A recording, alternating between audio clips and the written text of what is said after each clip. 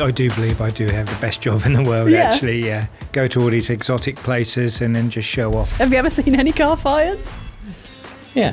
While he starts to do his donut, I'm in a helicopter circling the pad. The film shots you can see, I'm in that helicopter because I need to tell him if he's going towards an edge. I said, well, someone's pinched my lollipop. As this was happening, the lollipop was travelling down the pit lane. We got hit with a wave and we rode off the electronics on a Formula One car.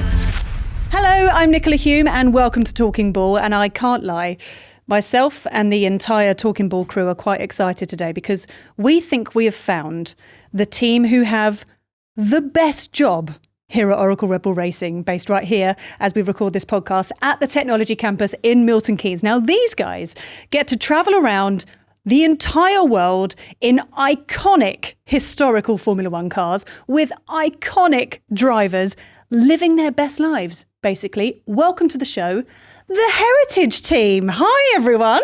Oh, yeah. Right, so we have Tony Burrows. You are the manager of this dream team. I am. And we are joined by Thibaut Connaught. Is that right? Have I said that right? Yeah. It was your surname I was worried about. It's fine. Okay. And then we've got Mark Lenton, also known as Crunch. That's correct, yes. Shall we discuss the name Crunch?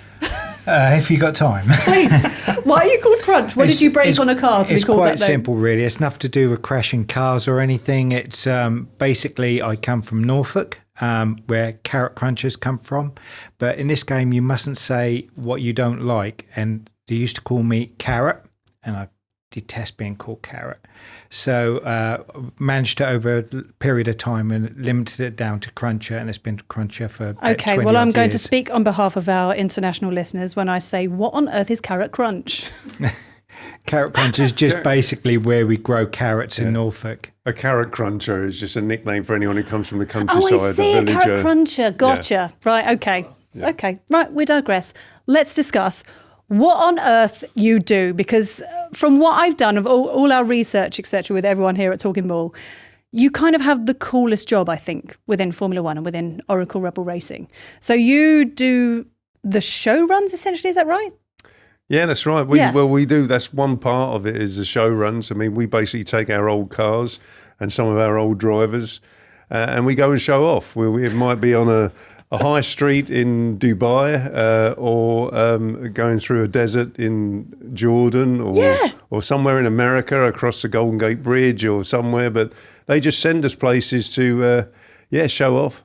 Who sends you places? Who decides where you're going? Red Bull. The Red Bull markets require us to go out. Yeah, Mr. Red Bull himself asks us, can you go and entertain the public around the world? So we have these fantastic events that the local markets put on, running at, as you said, some iconic sites, some fantastic places we've been to that you never get to go to racing. So, I agree with you. It's probably the best job in Formula One, yeah. I mean, it is pretty epic. Did you all start within the regular Formula One team and then work your way towards the Heritage team? Is that right? Yeah, that's right. We're all ex from the racing side, yeah. Okay, because, I mean, Tony, you've been here since time began. Yeah. Before Red Bull even existed. You were Jaguar before that. Yeah. So now you're part of the Heritage team. Would you say that you enjoy that more than the racing team?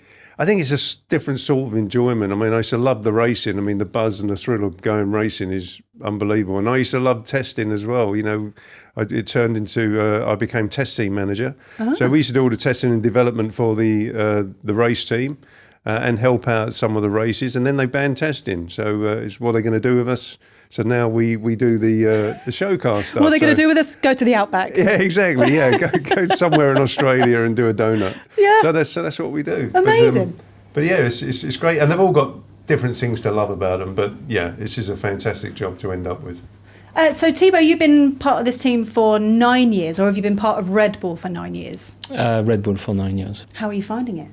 It's good. Before I joined the race team, I was part of what was called the support team and at the time. And this was kind of a mix between tests and show car events. So it's good to be back. It's nice to bring Formula One close to the public, as always. And very different to racing. Is it similar for you as well, Mark? Absolutely, yeah. I do believe I do have the best job in the world, actually, yeah. Go to all these exotic places and then just show off, yeah. It's fantastic. And you actually, when you're racing, you don't see anything of the country because you're so engrossed in work and you just travel to the circuit or to the airport.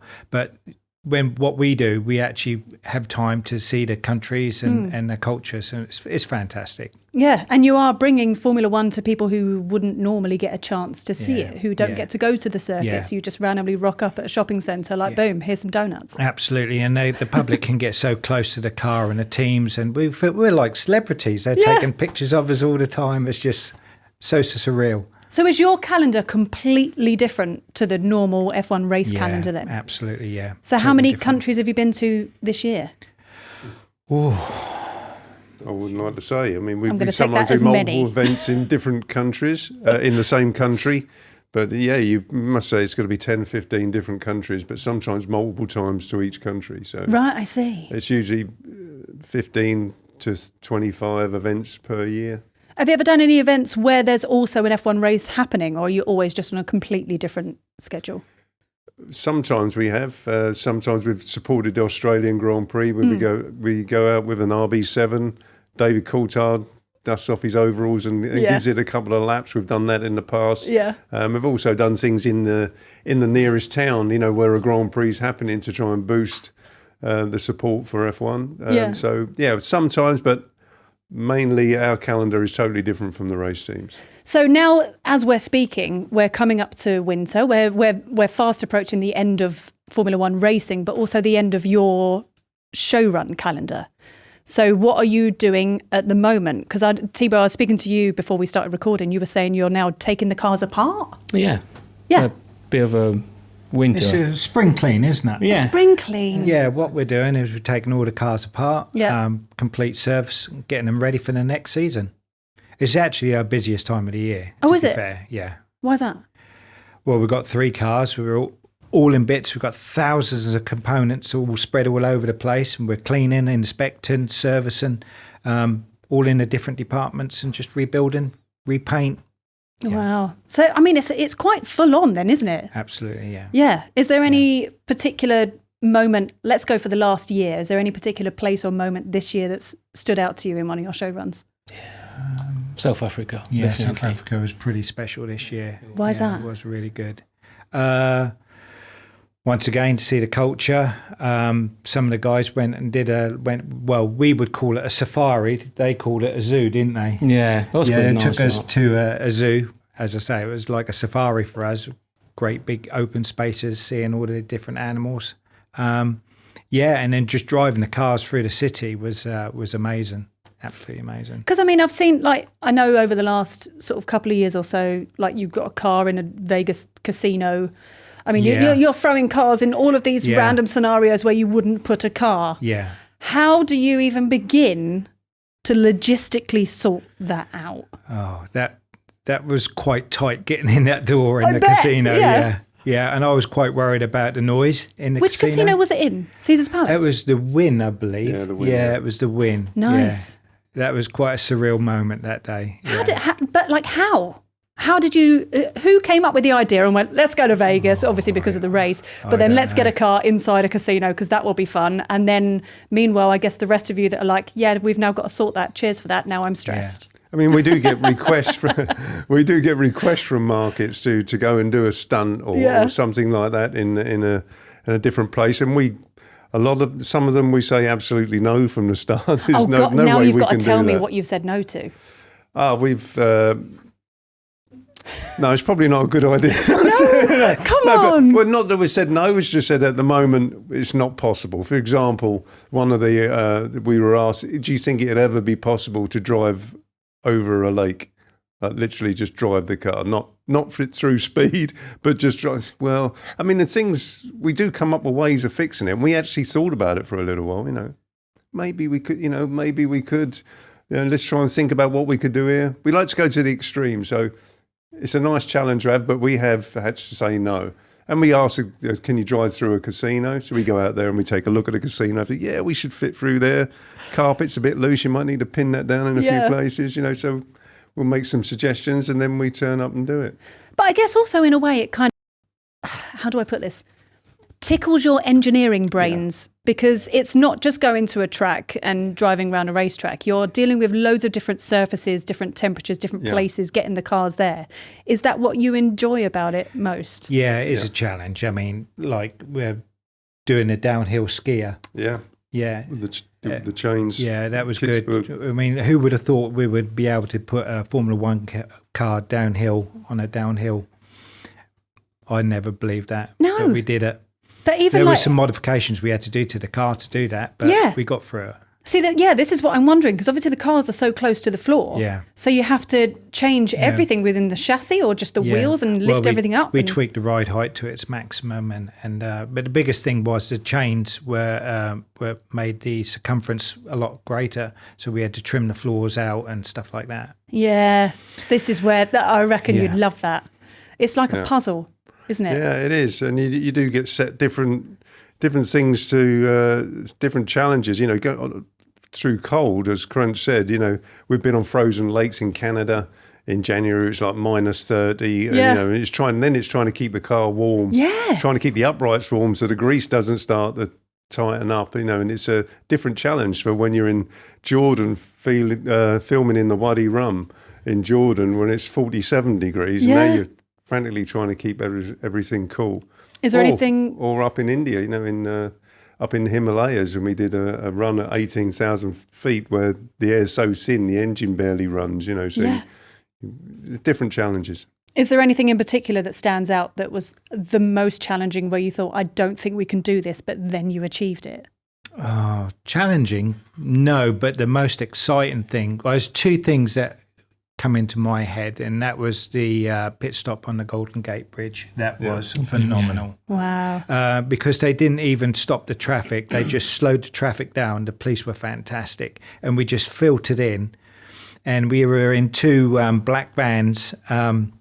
We called them stealth vans. They were going on the left and the right. And then they dropped us off.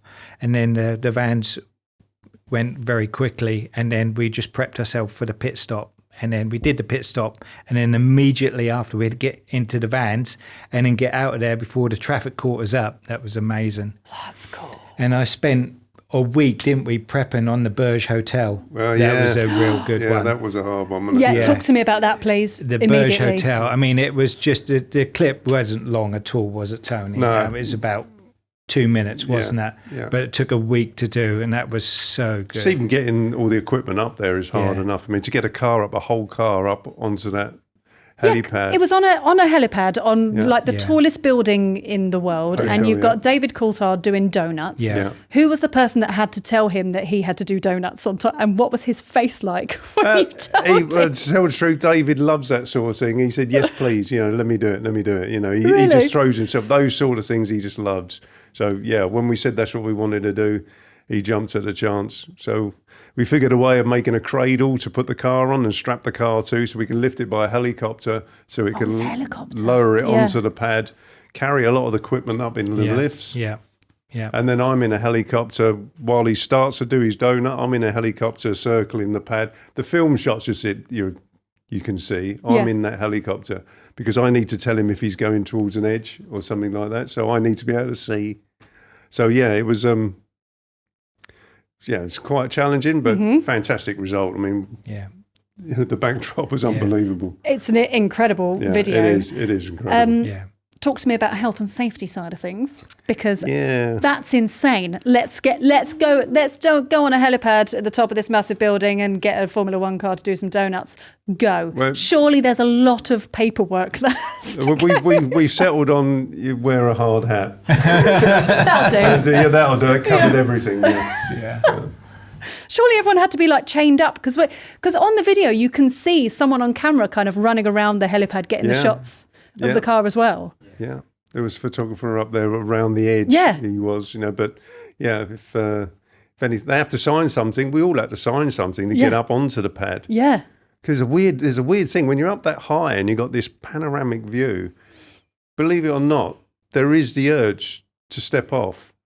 I don't know what they call it. There's apparently. Is there really? Not with me, but apparently they say there is something. There's a scientific word where you walk towards the edge and you look at this panoramic view and you just.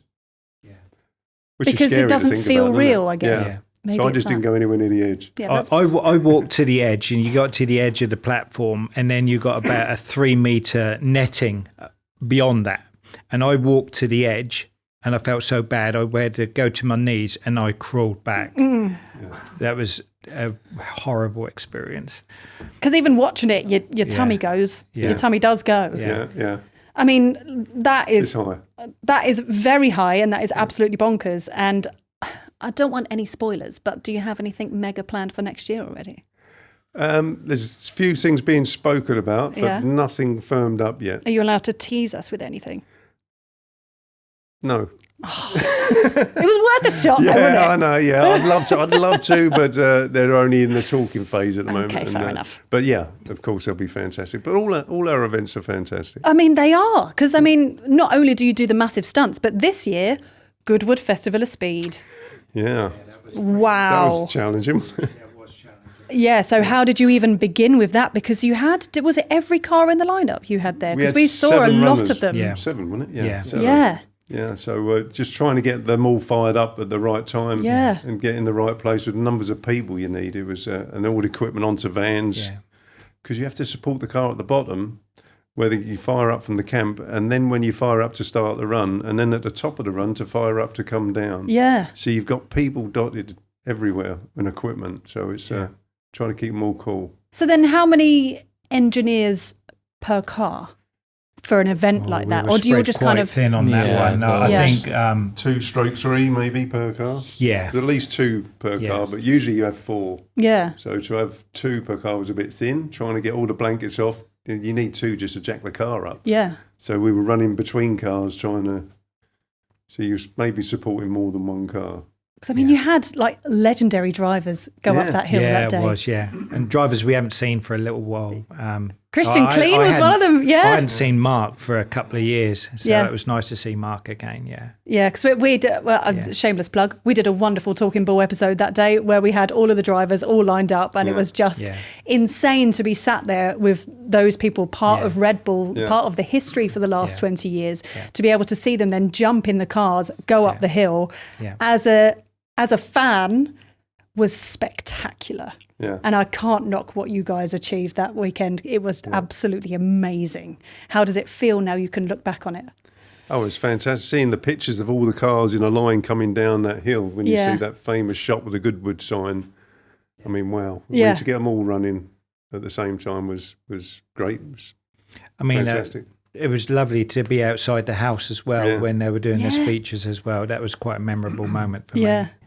I've also noticed. I've known this for years anyway, but I found being at Goodwood, surrounded by all the cars while they're firing up, it's unbelievably noisy.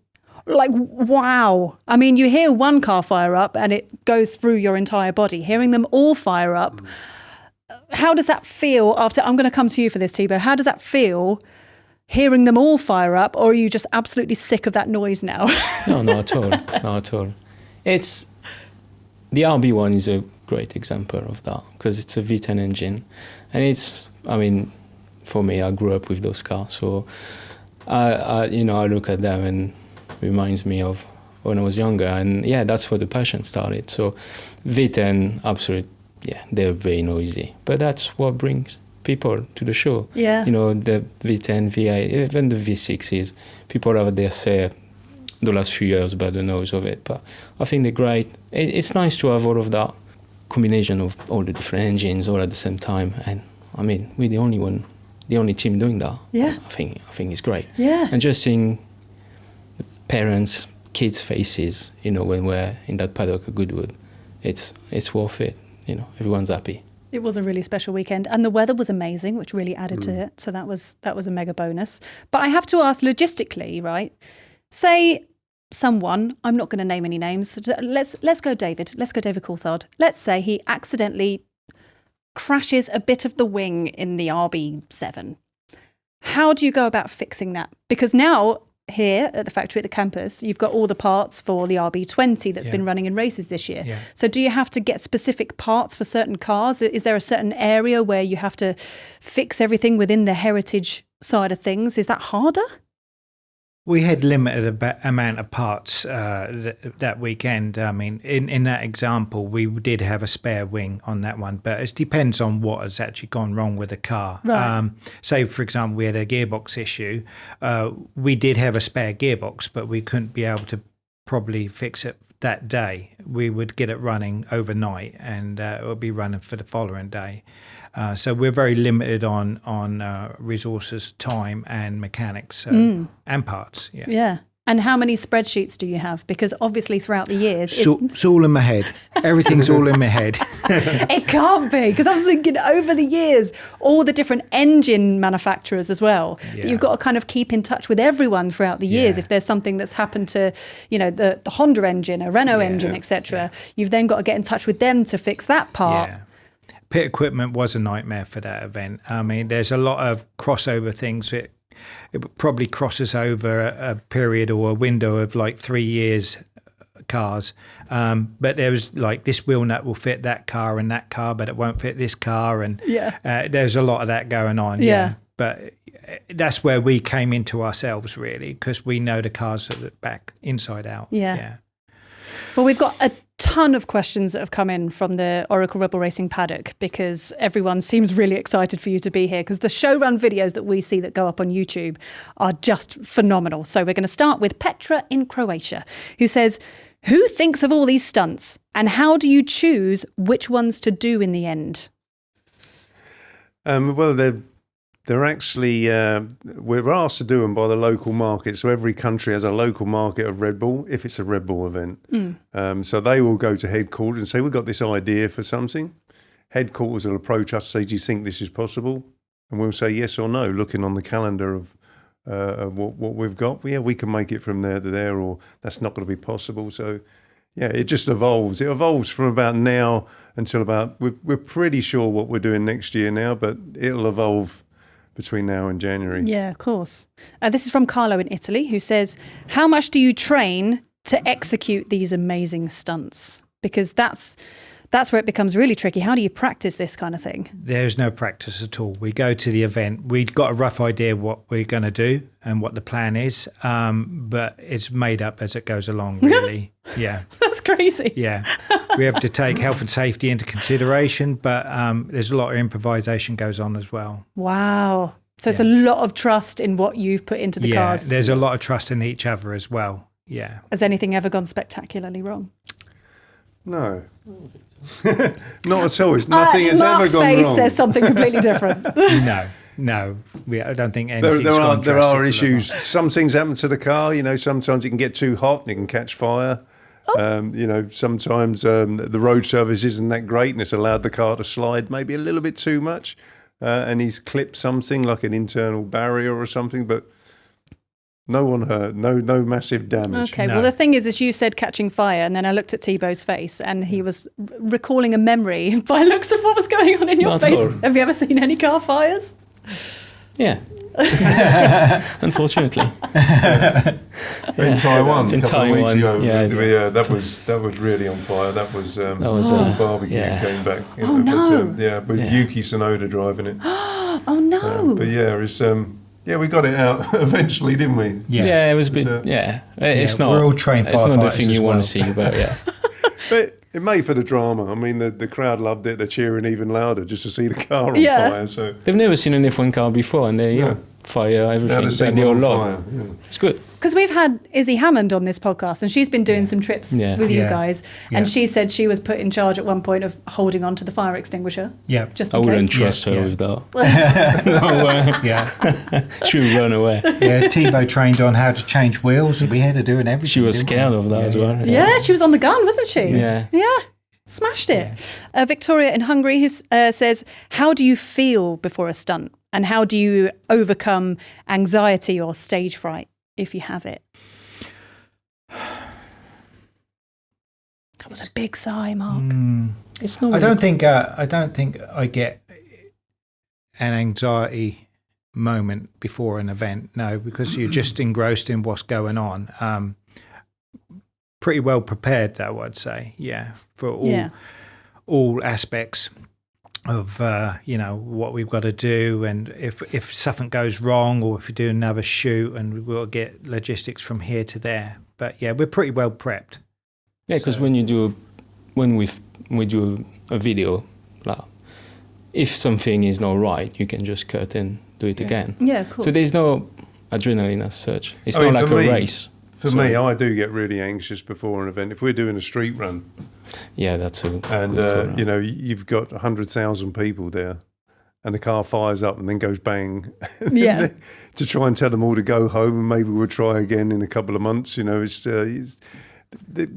now got over that, but I always take 2 cars, so we take a spare car. So if that ever happens, they can jump into another one. Yeah. But there's always a possibility that you're going to have a problem with that one, and that does get your stomach turning a little bit before. You know how much has gone into getting this event going, from the local markets, from us, from the cost of getting everything there. Yeah. It's all been built up to, you're just worried that it's not going to be as good as it could be. But touch wood, for the last, 15, 20 years we've been doing this, these show runs, we've always had a great time, and have always been a massive success, and everyone's loved it. So it's more the pressure of the live audience more than anything. I think the live audience is with the video, as Thibaut says, if it goes, and sometimes it has gone wrong, we've fired it up and he's just gone forward and stalled, and you just pulled it back. Okay, cut, we'll try to do it again, or if he went across the camera at the wrong time. Sometimes they ask us to do things where you jump in a bike over the car and things like this, and they get the timing wrong, you just reset and do it again. But yeah, when you got half an hour and you got 3 5-minute stints in that half an hour, and something goes wrong with a car that's going to take 3 hours to fix. I don't want to go to explain that to the audience. Are there certain cars in the lineup that you have as favourites that you're like, I know I can trust the RB8 more than I can trust the RB1 kind of thing? I think we do trust the RB7s and RB8s because we know them inside out. Right. Yeah, and we're all in a routine when we're on these events. Like, we're all like 10 minutes to 5 minutes to 2 minutes to. We all got our own jobs to do. We know exactly what we've got to do. Put the dry ice baskets in, pre-fire up, make sure it's warm. Make sure it's not too cold, and make sure it's not too hot. We're all in a routine. We've done it so many times. Yeah.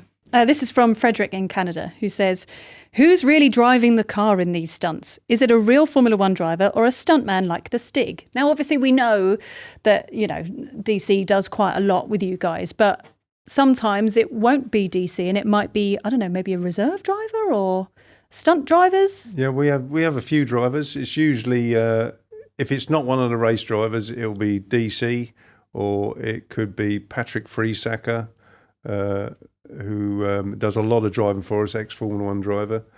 But mainly, it's the race drivers or DC in the main. But we have actually had the Stig in the car as well. Have you? Years ago, he drove Nice. our car. Yeah, we did an event for Top Gear in, where was it, Durban, South Africa? It was South Africa. Yeah, it was in Durban. He drove our car. Didn't talk a lot, but he drove our car. Yeah. He's not got a big conversation. No, line, he has isn't. No. Yeah.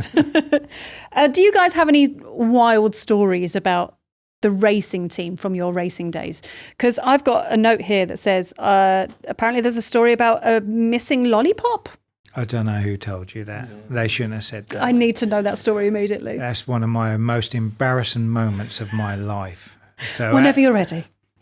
At that time, I was doing. I was a mechanic on Mark Webber's car, number one mechanic, and my job at that time was to do the lollipop in the pit stop. And while I was on the grid with the car, the pit stop box where the car has its wheels changed was being set up, and I'm flat out busy on the grid with my car crew and the driver doing all my routine.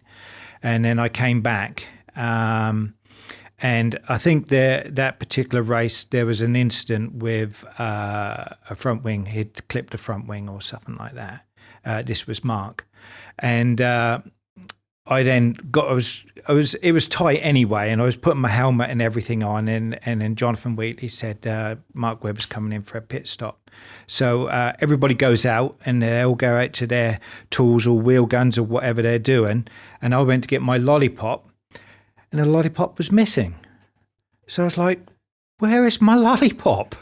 And then I'm looking, I'm on the radio saying, someone, where's my lollipop? Is my lollipop's gone? It's adorable. And then I've got Christian looking at me on the pit wall, looking at me. And I was like, oh my God, Mark's coming down the pit lane. So I had to improvise. So I put my arm out as he came into the boat, put my arm out and I stopped him.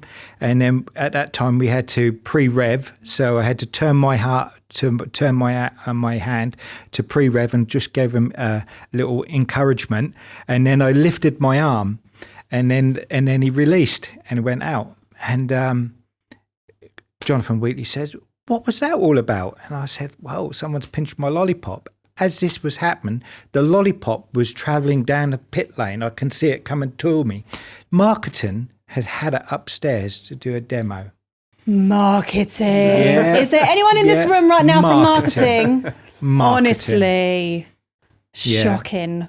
Not on a race weekend. It was in the race. In the race. Okay, deep Never breaths. turn your back on marketing. No. I've lost my lollipop is Just goes to adorable show sentence. you need to always check your tools Yes. before the race. You should have been on top of it. I should have been. So I don't know who else That's to blame what apart from Jonathan you. said. Have either of you got any fun stories from races? We had Spa 2021 with Checo. Yeah. Lap to the grid, he went into the on the side. He damaged, he damaged all the front end of the car. But I don't know if you remember, it was a race that was a red flag for a couple of hours because of the rain. So we managed to recover the car, change the entire front end, effectively during the red flag. And then the race restarted for a lap and a half, I think. And we brought the car out, obviously at the back, but we did finish the race. Amazing. So yeah, that was a proud moment. Oh. Do you miss the races, or you're just living your best lives right now? I do. Do you? Yeah, definitely. And I don't. No. Because it is. I've been seen it, done it. Yeah. I really enjoy the job I got now. I have to watch my own backside because everybody wants my job, you see now. Yeah, that's the thing. Because I was wondering if the normal trajectory is go from racing over to heritage team, or can anyone else do it the other way? It works the opposite way because I interview all the new candidates, mechanics that come to Red Bull. And we take them on in heritage. Yeah. And we train them the basics of how to work, how you should act, how we prepare a car, the procedures we use. Right. And then once a gap comes on the race team, then they go racing. Well, they go via car build into race team. So just about all the mechanics on the race team started in heritage. So although the term sounds like it's full of old duffers like me and Crunch, there's a lot of kids in there as well that are coming up and they're doing a fantastic job. So that's another good side to what I get a kick out of, is seeing these youngsters coming in and watching them going racing. So it's good. Because it's still a very physically demanding job being part of the heritage team. Yeah, it is. And you can come from a lower formula, but you just don't know how we do things at Red Bull. We like to think we do things different. So we'd like to take people relatively inexperienced with Formula One and show them the way we do it. And by the time they go racing, they're used to the people, they know the cars, and it's a seamless shift. Does the F1 racing team take any advice or anything from you guys from working with the cars over the years? Like, have you given any tips or any tweaks that you could make to the modern car? That. At Goodwood, we were supported by some members of the race team, and I was setting the warp pressure on the car. And one of the mechanics from the race team, they looked at me and was like, "What are you doing?" And I said, "I'm setting the water pressure." "You made that look so easy." And I said, "Well, you need to do it like this, and this." "Oh, I've got to go back and tell our number ones," he says, because that was awesome. So there you go. That was a lovely humble brag. Yeah. I like that very much. Yeah. Haven't lost it. But that's great because it means the younger guys that are working within the racing team are learning everything from the heritage team. You guys you've been in the business for such a long time, and you can show these bits off. Yeah. We've all started with Crunch, like our first. He's like he like to call himself the teacher. No? Yeah, I am the teacher. Yeah. Are you really? Yeah. Do you set homework? I sometimes. Do you really? Yeah, disciplines, yeah. Yeah. What sort of homework and what sort of disciplines? Well, Tebow's been made to stand in a corner before. Yeah, multiple time. Why? Yeah, Because still you've been a happen. bad boy. What did you do? All sorts. I don't know. Oh. Can't remember now. So many times. Yeah, exactly. It's part of the routine now. So, like on a proper show run, you're the guy in charge. If you're if you're in trouble, we send have him to the corner. We have a coordinator or a manager who's ultimately in charge, but I'm in charge of the car and all the mechanics and everything else what goes around it. So what you says Yeah. goes. Yeah. Okay. And What's then the worst- if it's not ready, then I have to answer why. Okay. What's the worst punishment you've handed out apart from just standing in a corner? Probably just a telling off by Tony. Over the radio, that's the worst one.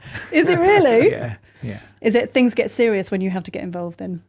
No, it's sometimes you just have to remind them of certain things. You can get caught up in it, can't you? You know, you've got these crowds, there's people, Yeah.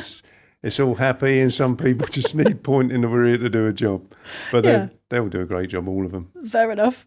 Has any driver driven every car in the lineup? Because we interviewed DC on this podcast and he said he hasn't.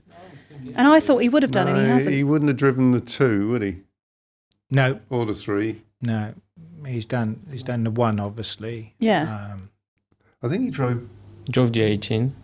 I think out of everyone, he would probably be the most likely person to have done it, but I don't think he has. No, he definitely's not done them all. He's probably He's done the 1, 2, the 3, 4, 5. Did he drive the 5? Yeah, he would have driven. He definitely drove the 6. Yeah. And the 7, 8, 9. Yeah. I don't know And, about the 10. I don't know about the hybrids. And he did 18 do definitely. a hybrid one, didn't he? Is it 18 or 19? I can't remember. He I was drove there. the on 18, there. I think, didn't he? Yeah. So, yeah, he hasn't 18. driven them all, Yeah. but Yeah. pretty much a lot of them. Yeah. Well, clearly he's not working hard enough. He needs to drive every No. car. No. So lazy. This is from Hayley in New Zealand, who says, I'm curious about what hasn't made the cut. We've seen so many crazy stunts over the last few years. What has been too outlandish or dangerous to even try? I don't think I've ever really turned anything down. Just that it's more that it's physically impossible to do it. Not Yeah. that it's too outlandish. We're always willing to do anything, you know. People would have said we wouldn't have driven up, you know, a road on the Himalayas, you know, that's 6 feet wide with a 300-foot drop on the sides. You know, we've driven in some extreme conditions, heat-wise, surface-wise, that's pushed everyone, hasn't it? You know, sometimes it is a bit of a gruel getting it done, but I don't think we've ever turned anything down because unless it just can't be done physically. We did the zero gravity pit stop. I didn't wanted we? to ask Yeah. about And that. everybody thought that was a fake. Yeah. Yeah, and Yeah, I was I trying to know. explain everybody that it wasn't a I fake. still get that was asked now, real. that wasn't real, was it? Yeah. It was real. That's was one real. of my favourites ever. Of all the videos over the years, that's one of my favourites ever. Yeah. How do you even begin with something like that? I mean, first of all, you've got to get the car on the plane to begin with. Yeah, But then that's the easy bit. practicing, That's the Yeah. easy part. because the plane, I guess, goes up and then it drops. So then Yeah. you're free falling. And so then the car will then lift Yeah. off the ground and then you try and Yeah. do a pit stop. So how many goes, how many ups and downs was that? I can't remember how many goes we had that. I wasn't there. No, I think it does 5 up and Yeah. downs, doesn't it, before Yeah. he has to climb Yeah. up again. Yeah. So he'll go up and down 5 times. But it was tricky. I mean, Yeah. they built a garage inside the back of this gigantic plane, you Yeah. know. So to build the garage in there and then try and make it look, I mean, I thought the footage afterwards was fantastic. Yeah. I mean, it looked unbelievable, especially with the throwing of the guns. It all looked great. It's amazing. Was anyone sick?